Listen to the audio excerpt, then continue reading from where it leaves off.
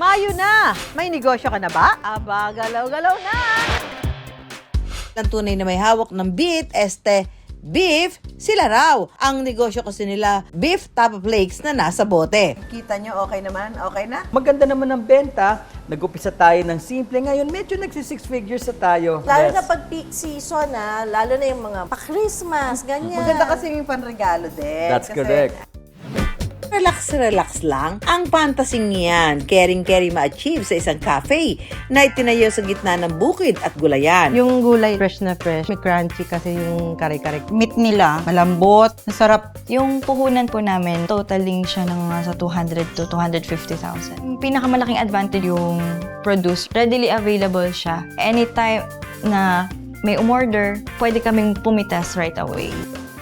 Korean food, panati ka rin ba? Worry no more dahil may isang Pinay sa Isabela na gumawa ng ready-to-cook na tteokbokki. Negosyong kayang kumita ng 6 digits kada buwan. Kumusta naman ang kita mo dito sa yung negosyo na to? Okay naman po ang kita. Averagely, 400 or pag bare months po, mas mataas. Enough po yun for me to produce another batch. Okay na okay po.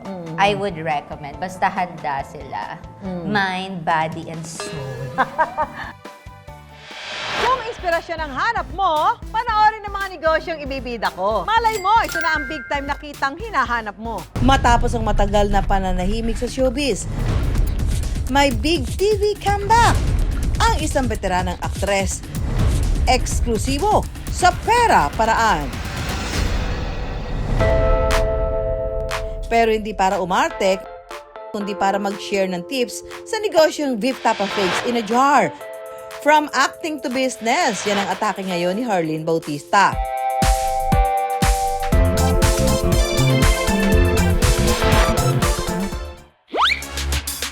Tapos na raw ang laban dahil ang tunay na may hawak ng beef, sila raw.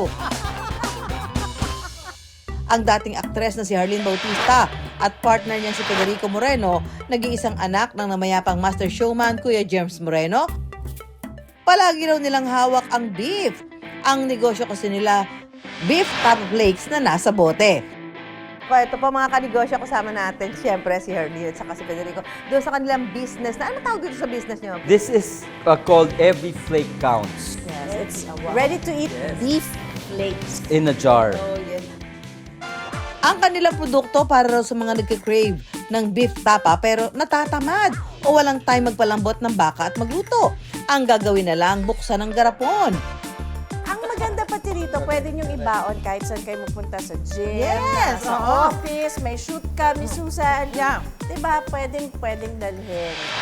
Bukod sa pang-ulam, pwede rin daw i-partner ang beef tapa flakes sa biskwit. Hindi ako ng kagat ko, di ba? Gutom na ko doon.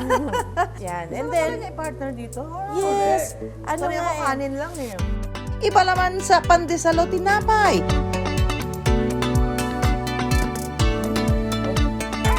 Parang corned beef siya na, kasi nga ano na siya, shredded na. Shredded na siya. Parang kumakain ng corned beef, pero ang lasa niya of course is tapa. At ang hatol. Sorry to say this, but wala akong pipiliin kasi lahat masarap. Ang hirap. Ang mga combination ng deboteng beef, pina-pre-taste nila sa mga bazaar na epektibong paraan daw para makilala ang kanilang produkto. Ang dami mong mapupulot pag nagfo-food tasting kasi parang malaking focus group discussion siya.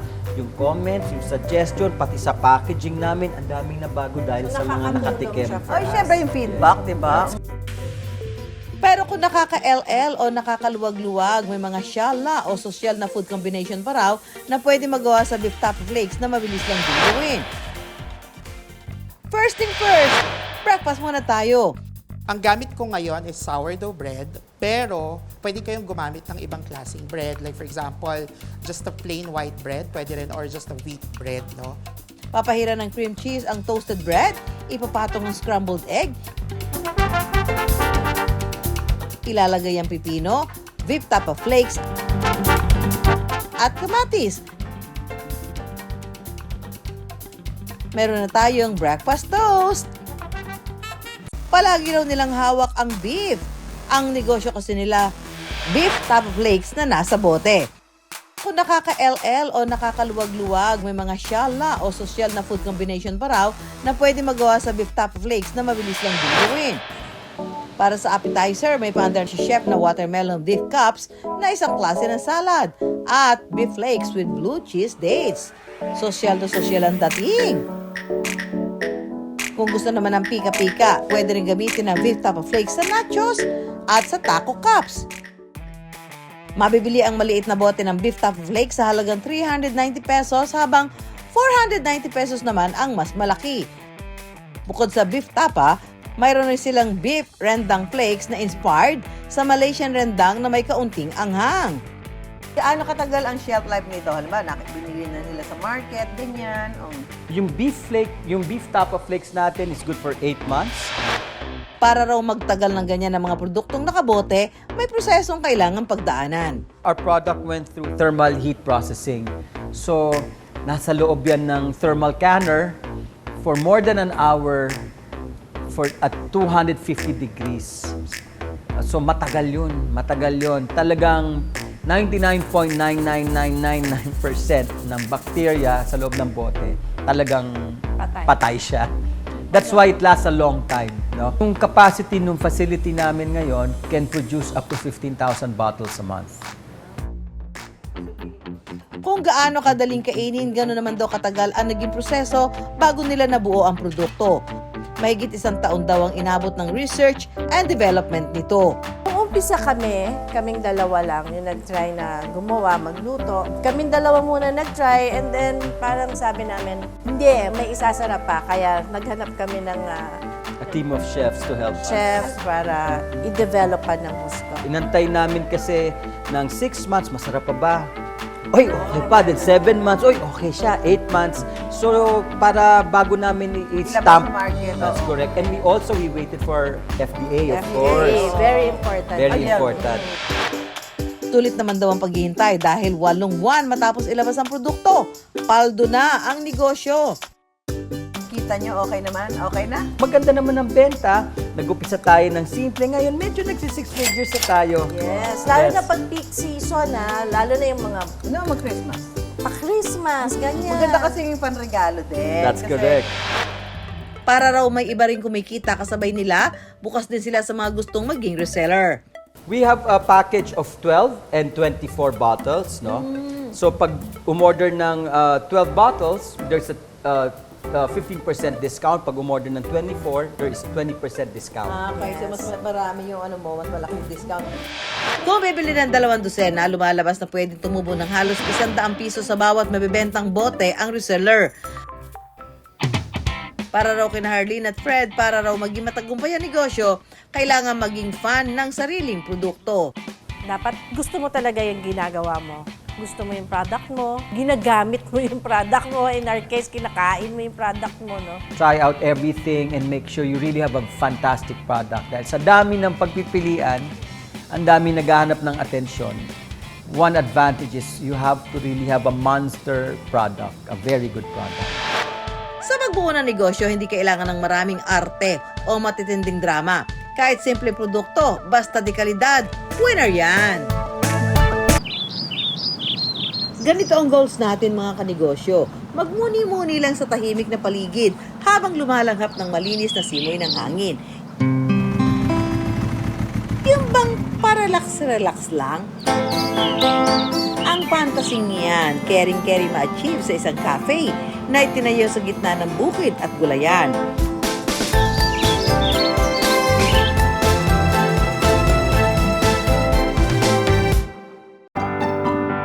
Dalawang taon pa lang ang cafe na ito dito sa Pulilan, Bulacan. Hindi gaya ng ibang mga kapihan na nasa tabing kalsada o kaya'y nasa mall at the aircon. Preskong simoy na hangin at probinsya feels ang mararanasan dito. Yan ang gustong ipa-feel ng mag-asawang Eya at Aaron. Bukod sa binabalikang mga inumin gaya ng kanilang signature coffee blend, matcha latte at strawberry milk, ang pinakabentahe raw nila ang mga sariwang pananim sa tapat lang mismo ng kanilang pwesto. Habang waiting sa order, pwede mo nang mag-harvest ng kamatis, talong, sili, sitaw at mais. Yung Pick and Pay, available naman siya to everyone. Hindi lang siya for dine-in customers. wala din naman entrance fee. So kung gusto lang ng customers maka-experience na yung sila mismo yung mag-harvest ng gulay, they can experience here. Per kilo yung bayad and competitive naman yung prices niya, naturally grown siya. So wala kaming pesticides. Nakapagkape na may pasalubong pang fresh veggies pag-uwi. Bukod sa dagdag kita, malaking tulong daw kina Eya at Aaron ang sariling mga tanim. Yung pinakamalaking advantage po na andyan lang yung produce, yung mga vegetables is readily available siya. So anytime na may umorder, pwede kaming pumitas right away. So hindi na kami lalabas ng palengke para bumili ng mga kailangan. Dito na lang. Bukod sa cost-effective na yung ingredients namin, healthy pa siya.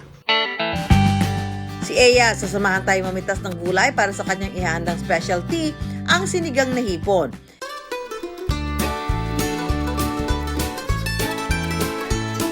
Diretso sa basket ni Eya ang mga sangkap gaya ng kamatis at sili. Mula farm, diretso nang lulutuin ng mga gulay. Meron po tayong napitas na Chinese kangkong, sitaw, talong, siling panigang, siling pula, at saka kamatis. Ang mga hiniwang gulay, isa-isang inihulog sa kumukulong sabaw na pinaasim ng kamyas. Saka inihulog ang mga hipon. At isinunod na rin ang kangkong. Kaunting kulo pa, ready na higupin ang sinigang na hipon. Alam mo na talagang ito ay tanim nila. Kasi di mo yung sitaw nila. Ano to? Sitaw.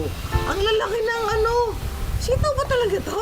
Dahil dyan, ay tikman na natin ang mga bagong pitas na gulay. Ang lalaki talaga ng sitaw. Ano ba to?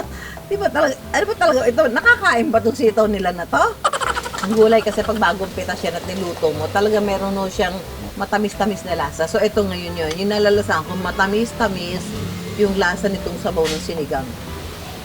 Ang sarap ng gulay. Sarap talaga. Yung sitaw niya, manamis-namis. I love it. Sarap! Bukod sa sinigang na hipon, bida rin ang kanilang organic gulay sa kare-kare. Pati ang itlog na ginagamit sa sisig at tapsilog, organic din galing sa farm.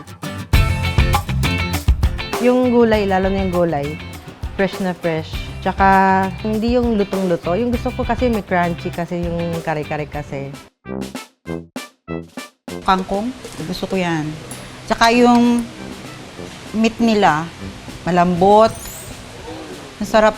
Andiyan lang, Diyan lang hina-harvest tapos diretso luto. Kung may green thumb sa pagtatanim na gagamitin sa negosyo, madali raw palaguin ng kamatis, sili, kalamansi at okra. Makakamenos na sa supply ng sangkap, sigurado pang sariwa ang ilulutong gulay. Matapos ma-layoff si Eya sa dating trabaho habang nagbubuntis sa kanilang panganay, pinasok nila ni Aaron ang food delivery service para may pagkakakitaan. Kami yung nagluluto ng food, tas kami na din yung nagde-deliver. Siya mismo, personally, nagde-deliver ng food order sa customers. Parang nasa isip ko lang na while pregnant ako, at least may ginagawa ako. Hindi ko naisip yung after. Paano pag nanganak na ako, sino na magluluto? Matapos magsara ang unang food business, inilapit na nila sa kanilang hilig ang negosyo, ang kape. Mag-boyfriend-girlfriend pa lang kami. Pupunta talaga kami sa mga local cafes. Tapos yun, napag-uusapan namin na siguro one day makakapagtayo kami ng coffee shop dito. May kaparehong goal para sa farm ang mga magulang ni Aaron ang makapagtayo ng kapihan. Kaya si Eya at Aaron hindi nag-atubiling tuparin na ang pangarap ng kanilang pamilya. Yung puhunan po namin, nakuha po namin yun dun sa shared na wedding money, yung kinita po namin sa first na business namin. Just yung huling salary po niya, of course, yung credit card ko na bagong approve lang during that time. Siguro totaling siya ng sa 200 to 250,000. So nung mag-open yung scholarship for barista, sabi ko, sige, go. Pasukin natin yan. After ko mag-aral, nakapag-formulate ako ng sariling coffee concoctions, mga iced coffee concoctions. Sinasabi nila, baka walang pumunta sa amin kasi malayo. Hindi air-conditioned, hindi aesthetic, may pangit yung daan. May alinlangan man sa simula na magbukas ng cafe sa gitna ng bukid, inilaban pa rin ng mag-asawa ang kanilang dream business. 1 buwan lang daw mula nang buksan ng negosyo, mabilis nilang nabawi ang puhunan at nabayaran din agad ang mga inutang. Overwhelming pero sobrang grateful na yun yung pinaka masayang experience namin. Kasi yung doubts ng ibang tao, parang imbes na pakinggan ko, mas nagtiwala ako doon sa kakayahan naming dalawang mag-asawa. Gaya ng sariwang mga gulay sa kanilang taniman, fresh na kita at panimulaan naging sukli ng dedikasyon nila Eya at Aaron. Umaabot daw ng 300,000 ang gross sales ng kanilang cafe kada buwan. Lahat kasi ngayon ng kinikita, nakafocus kami sa reinvestment. Kasi alam namin na hindi kami pwedeng magpakampante, maraming competitors. Yung privilege na makita namin habang lumalaki yung anak namin while we work, yun yung pinaka-greatest na blessing siguro na masasabi ko na yun yung speak ng success. Ang kapihang itinayo sa gitna ng bukid, inalagaan ni na Eya at Aaron na parang punla. Diniligan ng lakas at sipag, kaya nang lumaon, malagong kita na ang kanilang inaani. K-drama fanatic ka rin ba tulad ni Irish? Kaya ko po makatapos ng isang buong season ng isang araw. Diba? Ang mga K-drama rin daw ang dahilan ng pagkagusto niya sa Korean food. Isa na rito ang tteokbokki. Mahilig kasi ako sa cheese and mahilig din ako sa spicy food. Sobrang chewy kasi nung rice cake. Ang sarap niya kainin. Pero bukod sa mga proseso ito, hindi rin available lagi ang ingredients ng tteokbokki. Worry no more! Dahil may isang Pinay sa Isabela na gumawa ng ready-to-cook na tteokbokki.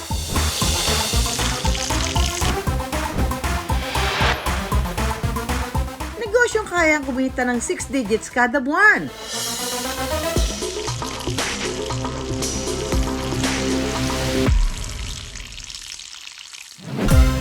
Annyeonghaseyo! Welcome back sa ating show! Samahan niyo ako ngayong magluto ng tteokbokki. Iyo, bisyo. Teka muna. Ang gat naman. Ay, nahihirapan ako mag-Korean. Saka, sino ba yung nagdadab? Ang dami palang ingredients na to, no? Eh, parang hindi ko naman to kakayanin sa dami niya. Wala bang easy way o madaling paraan para lutuin itong tteokbokki na to? Monologyo. Ay, Koreana kayo? Hindi, Filipina. Ganap lang. Baw. Akala ko naman Koreana ka. Ang dami mo namang ingredients dyan, ma'am. Ito lang kailangan. Minus to, makakagawa ako ng tteokbokki dito sa dala mo na to? Yes, tubig na lang utang ko sa'yo.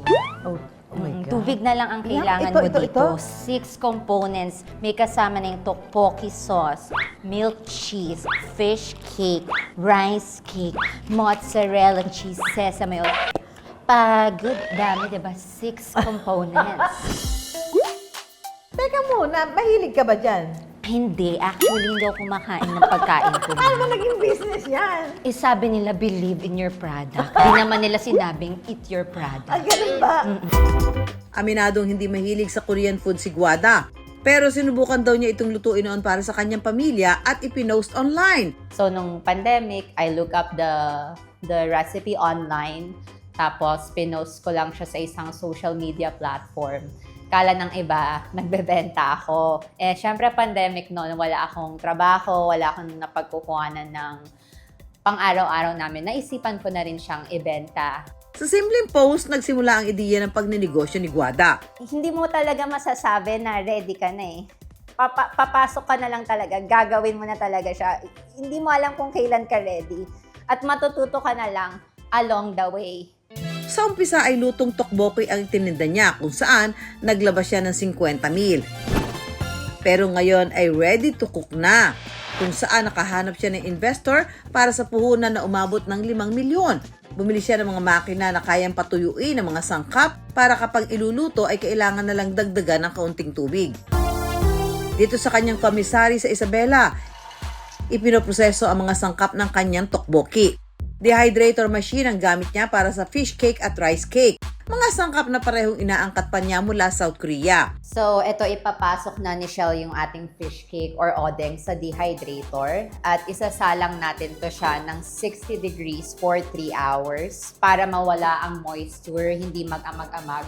Same goes with the rice cake. 15 minutes lang namin siya sinasalang dito sa dehydrator.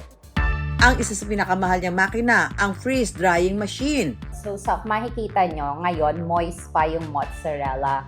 If we were to ship this as it is sa Luzon, Visayas, Mindanao, aamagin or mapapanis yan.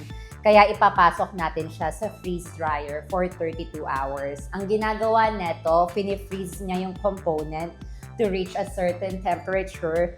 After nun, dinadry niya para matanggal yung moisture. May filling machine din para sa sesame oil at cheese. So, ang mozzarella cheese natin, 45 grams. Pag na-reach na yung 45 grams sa timbangan, pusha niya na siyang ipapak at eto na siya pagkatapos. Meron din para sa sauce. Continuous yung mixing niya para hindi buo-buo yung sauce pag natanggap ng ating customer. Ayan, lahat pantay-pantay. Isa sa pinaglaanan daw niya ng panahon at puhunan ay ang packaging. Food grade to. Ibig sabihin, dito pwede nyo na lutuin mismo yung ating produkto using a microwave. Kung walang microwave, okay lang. Pwede nyong lutuin sa kalan, sa kawalit.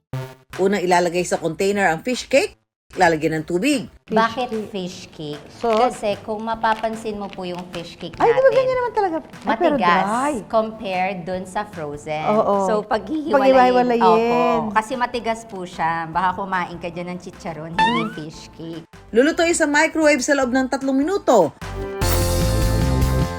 Sunod na ilalagay ang rice cake at tteokbokki sauce. Ito pong sauce, kami po gumagawa nito. Ako po, recipe ko, trade secret po. Hindi po yung binili namin na gawa na from Korea. Because if we were to follow po the standard recipe of tteokbokki, the Korean, it's gonna be so spicy.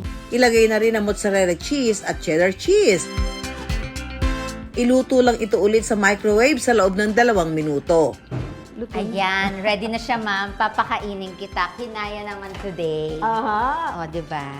Ang bilis nga. Mainit-init Parang ang siya. bilis. Parang ang 5 minutes lang. Tapos hindi pa po tayo tapos dyan. Siyempre, lalagyan natin yan ng pampabango, which is ang ating sesame oil. Wow! Diba? A lot of Diba? cheese. Yan po ang aming selling point. Because if you were to buy instant tteokbokki, comparing to what's currently available in the market, what they have is a cheese powder. No cheese powder. Sa amin, totoo. Totoong mozzarella. Diba? Oo nga.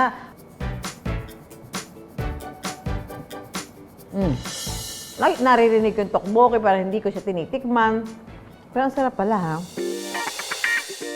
Meron akong surprise Si Jungkook ba yan? Hindi, papahinga pa dahil sa concert pagod. Ito talaga ay isa din sa mga Korean fanatics. Tingnan natin kay Irish kung anong kanyang verdict do sa ating tteokbokki na gawa nito si Guada.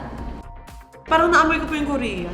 Yun nga po, parang less yung spiciness. Pasok nga din po sa malasa ng Pilipino na mas cheesy, mas mahilig sa slightly matamis, pero doon pa rin yung alat and onting ang Ano masarap pag masarap? mashis.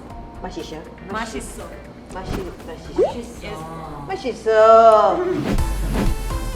Online mabibili ang produkto ni Guada mula Luzon, Visayas at Mindanao at maging sa Dubai at Amerika. Dito sa Pilipinas, ang daming K-pop fans. Yun yung ginamit ko na parang reassurance na may bibili at bibili. At isa pa pagkain yan. Pag pagkain ng produkto mo, may bibili at bibili yan.